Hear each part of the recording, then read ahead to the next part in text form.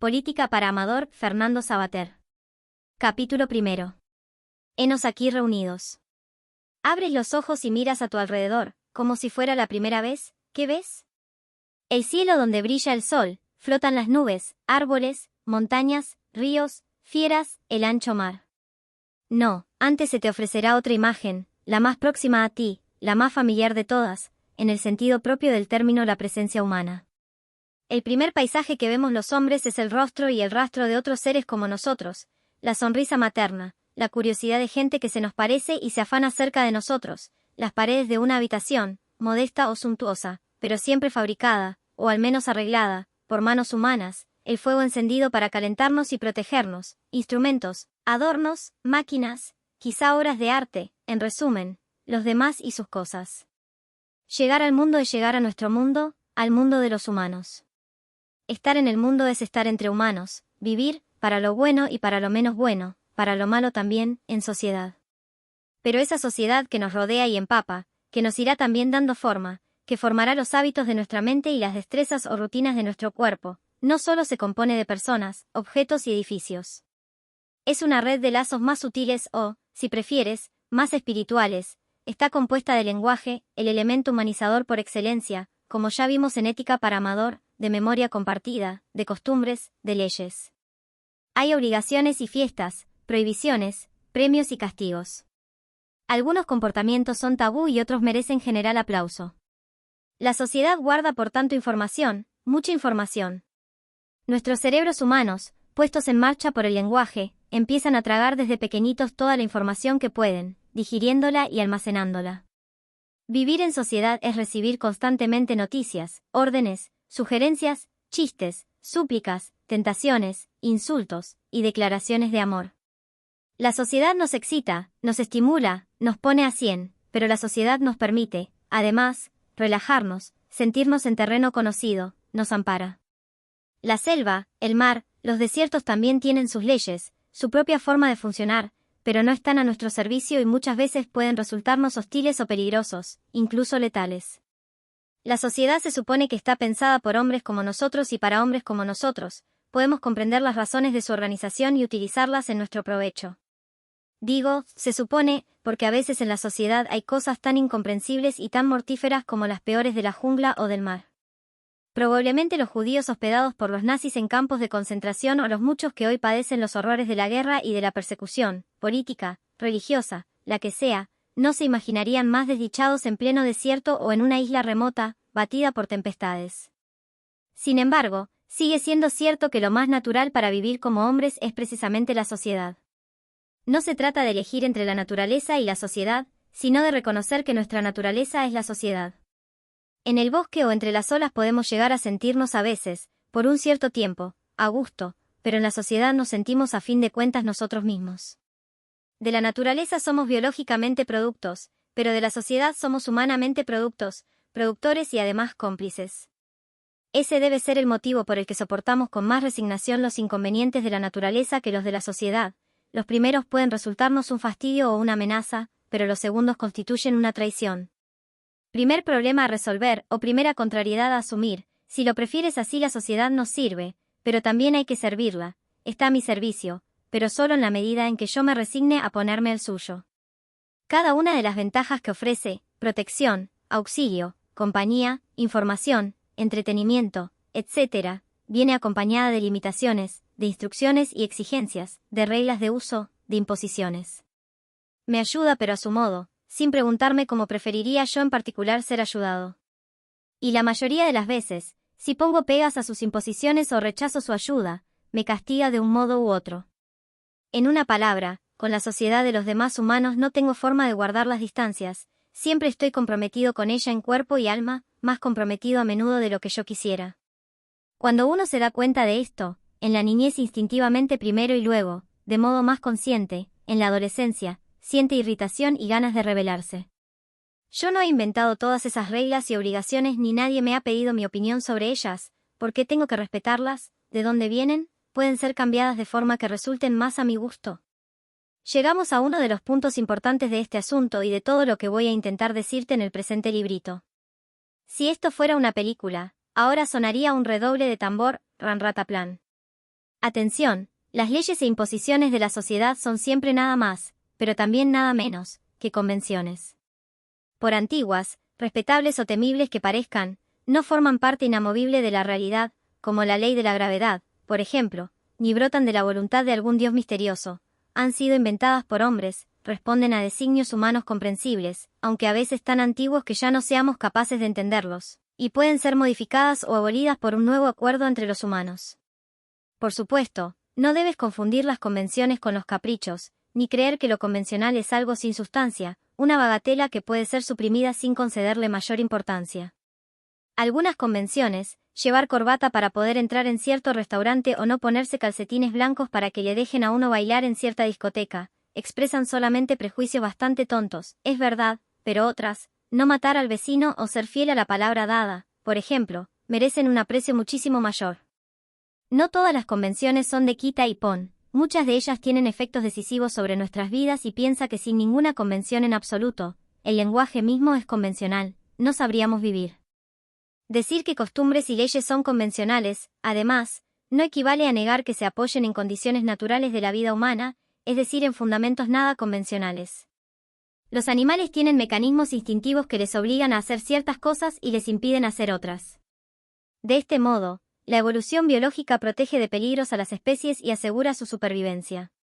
Pero los seres humanos tenemos unos instintos menos seguros o, si prefieres, más flexibles. Los bichos aciertan casi siempre en lo que hacen, pero no pueden hacer más que unas cuantas cosas y pueden cambiar poco. Por el contrario, los hombres nos equivocamos constantemente hasta en lo más elemental, pero nunca dejamos de inventar cosas nuevas, hallazgos nunca vistos y también nunca vistos disparates. ¿Por qué? Porque además de instintos estamos dotados de capacidad racional, gracias a la cual podemos hacer cosas mucho mejores, y mucho peores, que los animales. Es la razón la que nos convierte en unos animales tan raros, tan poco animales. ¿Y qué es la razón? La capacidad de establecer convenciones, o sea, leyes que no nos vengan impuestas por la biología sino que aceptemos voluntariamente. Por medio de la razón patentamos suplementos y complementos a nuestros instintos. Somos, a ver si me entiendes, instintivamente racionales. Los animales no tienen más código que el código genético, nosotros tenemos también el genético, desde luego, pero además el código penal, el código civil y el código de la circulación, entre muchos otros. Esas leyes que pactamos entre nosotros y que obedecemos con la cabeza, y no solo con el programa celular, no son ni puramente instintivas ni puramente racionales, sino que mezclan estímulos distintos y a veces paradójicos. Como las convenciones vienen en parte del instinto, su objetivo último es el mismo que sirve de base a todos los instintos, la supervivencia de la especie. Pero como son también instintivamente racionales, además de sobrevivir responden al deseo de vivir más y mejor. Porque las sociedades humanas no son sencillamente el medio para que unos animaluchos algo tarados como somos los hombres podamos vivir un poco más seguros en un mundo hostil. Somos animales sociales, pero no somos sociales en el mismo sentido que el resto de los animales. Antes te he dicho que la diferencia fundamental entre los demás animales y los humanos es que nosotros tenemos razón, además de instintos. Pero la verdad es que los animales también tienen un brote de razón, una cierta capacidad de improvisación e inventiva que les permite despegarse del funcionamiento automático de sus instintos genéticamente programados. Desde luego, la diferencia de intensidad es tan grande que apenas podemos hablar de razón animal, como lo hacemos de la humana. No es lo mismo ser capaz de dar un paso adelante que batir el récord de los 100 metros lisos, aunque quien bate el récord empieza siempre dando un primer paso adelante. Pero a fin de cuentas a lo mejor se trata solo de una cuestión de dosis en la administración de idéntico producto. Puede que el auténtico rasgo distintivo entre animales y animales humanos sea otro, el de que los animales se mueren y los hombres sabemos que nos vamos a morir. Los animales viven esforzándose por no morir, los hombres vivimos luchando por no morir y a la vez pendientes de que en cualquier momento tendremos que morir. A diferencia de los demás animales, benditos que son, el hombre tiene experiencia de la muerte y memoria de la muerte y premonición cierta de la muerte. Por eso los animales, corrientes, procuran evitar la muerte pero ésta suele llegarles sin esfuerzo y sin alarma, como el sueño de cada noche. En cambio, los humanos no solo tratamos de prolongar la vida, sino que nos rebelamos contra la muerte, nos sublevamos contra su necesidad, inventamos cosas para contrarrestar el peso de su sombra. Aquí reside la fundamental diferencia entre la sociedad de los hombres y las sociedades del resto de los animales llamados sociales. Estos últimos han evolucionado hasta formar grupos para mejor asegurar la conservación de sus vidas, mientras que nosotros pretendemos la inmortalidad. ¿No te has preguntado nunca por qué los hombres vivimos de una manera tan complicada? ¿Por qué no nos contentamos con comer, aparearnos, protegernos del frío y del calor, descansar un poco, y vuelta a empezar? No hubiera bastado con eso. Nunca falta algún ecologista bien intencionado que piensa aconsejable volver a la simplicidad natural. Pero, ¿hemos sido los hombres simples alguna vez? Será hace mucho, porque la verdad es que no guardamos recuerdo ni testimonio más que de hombres complicados. Incluso las tribus más primitivas de las que tenemos noticia están llenas de inventos sofisticados, aunque no sean más que inventos mentales, mitos, leyendas, rituales, magias, ceremonias funerarias o eróticas, tabús, adornos, modas, jerarquías, héroes y demonios, cantos, chistes y bromas, bailes, competiciones, formas de embriaguez, rebeldías. Nunca los hombres se limitan a dejarse vivir, sin más jaleos. En todos los grupos humanos hay curiosos, perfeccionistas y exploradores. Es evidente que lo propio de los humanos es una especie de inquietud que los demás seres vivos parecen no sentir. Una inquietud hecha en gran medida de miedo al aburrimiento. Tenemos, hasta los más tontos, un cerebro enorme que se alimenta de información, de novedades, de mentiras y de descubrimientos. En cuanto decae la excitación intelectual, a fuerza de rutina, los más inquietos, los más humanos, empiezan a buscar, al principio con prudencia y luego frenéticamente, nuevas formas de estímulo. A uno le da por subir a una montaña inaccesible, este quiere cruzar el océano para ver qué hay al otro lado, el de más allá se dedica a inventar historias o a fabricar armas, otro quiere ser rey y nunca falta el que sueña con tener todas las mujeres para él solo. Donde hay que echar el freno y decir, basta. El ecologista del que antes hablábamos pretende volver atrás, pero, ¿cómo? ¿Y cómo decidir con qué debemos contentarnos, si es la inquietud la que nos caracteriza a los humanos?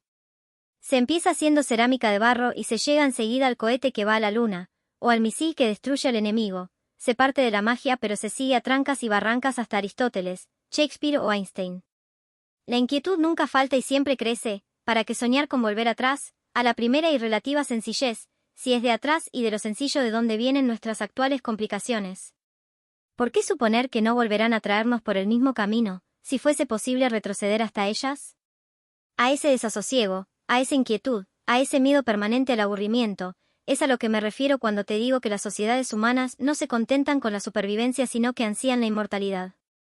Verás, para los humanos, que somos capaces de tener la conciencia previa de la muerte, de comprenderla como fatalidad insalvable, de pensarla, morir no es simplemente un incidente biológico más sino el símbolo decisivo de nuestro destino, a la sombra del cual y contra el cual edificamos la complejidad soñadora de nuestra vida. Remedios reales y eficaces contra la muerte parece que no hay ninguno, tal como dijo el poeta Borges en una milonga, morir es una costumbre que suele tener la gente, y no hay modo de quitársela. En cambio, los remedios simbólicos, es decir, los que nos sirven de compensación y de cierto alivio ante la certeza del morir, son de dos tipos, religiosos o sociales. Los religiosos ya los conoces, una vida más allá de la muerte, inmortalidad del alma, resurrección de los cuerpos, transmigración, espiritismo, etc., y son cuestiones en las que no voy a meterme, que bastantes clérigos hay ya en el mundo como para hacerle yo la competencia. Aquí los que me interesan son los remedios sociales o civiles, con los que los hombres no solo hemos procurado resguardar nuestras vidas sino sobre todo fortificar nuestros ánimos contra la presencia de la muerte, venciéndola en el terreno simbólico, ya que no se puede en el otro.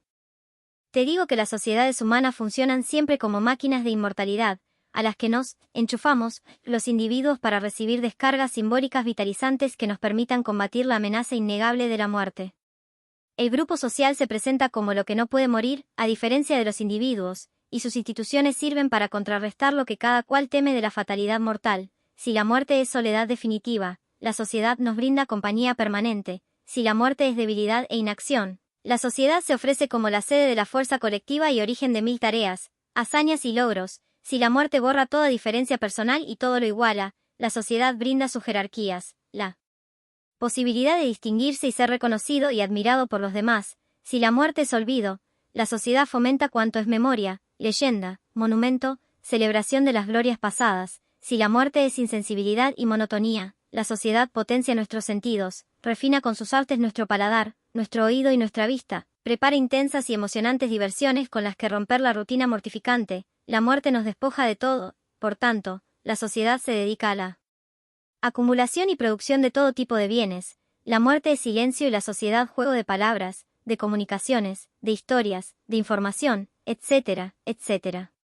Por eso la vida humana es tan compleja, porque siempre estamos inventando cosas nuevas y gestos inéditos contra las aborrecidas pompas fúnebres de la muerte. Y por eso los hombres llegan a morir contentos en defensa y beneficio de las sociedades en las que viven, porque entonces la muerte ya no es un accidente sin sentido, sino la forma que tiene el individuo de apostar voluntariamente por lo que no muere, por aquello que colectivamente representa la negación de la muerte. Y también por eso los hombres sienten el aniquilamiento de sus comunidades como un triunfo de la muerte más grave y terrible que cualquier muerte individual.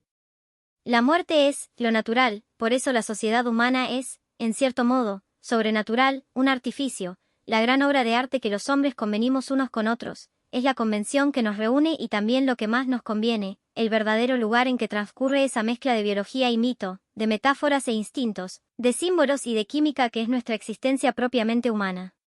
Aristóteles dijo que somos, animales ciudadanos, seres de naturaleza política, es decir, seres de naturaleza, un poco sobrenatural. De modo que por eso estamos aquí reunidos. Ahora ya podemos empezar a preguntarnos por las formas mejores de organizar nuestra reunión y por los peligros que comprometen este congreso en que vivimos. Vete leyendo. La razón de que el hombre sea un ser social, más que cualquier abeja y que cualquier animal gregario, es clara. Pues la naturaleza, como decimos, no hace nada en vano.